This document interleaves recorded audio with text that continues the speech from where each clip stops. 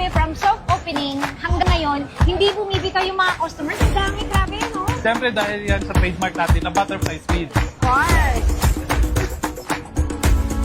Sir Jay, syempre, this is our second time, no? Yes. Kumusta naman yung operations nyo running above sea level Pagadian in just 5 months pa lang? Yes, ma'am. Actually, from day one po, sinimula nung nag-open ng above sea level Pagadian, hindi po kami pinabayaan ng the team, especially kay Ma'am Wina. Thank you so much. And then, kahit po malayo, pinuntahan po talaga kami since day one until itong 5 months na to sa journey namin.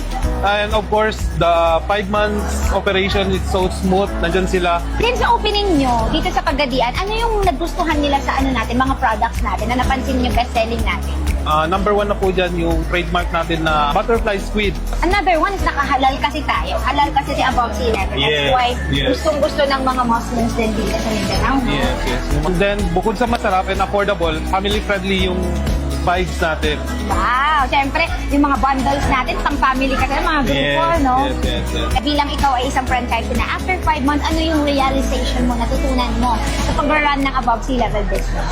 Okay lang kahit wala kang experience yan sa food business para maging successful ka. Ang wala lang right brand, right support, and syempre, willingness to learn. Yung commitment mo sa negosyo, yun ang susi. Sir Jay, yayain mo naman yung mga gustong mag-franchise kay above sea level pero hesitant pa. Bakit ba magandang magnegosyo kay above sea level?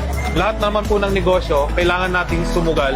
But by God's grace, nandito yung team ni Ma'am Wina. From the time na nag-franchise ako, training, grand opening, gaya ngayon, nandito naman po sila to guide me. Guys, huwag kayo matakot. Kailangan natin mag-step up para sa dream natin, sa goal natin. Don't forget to pray talaga.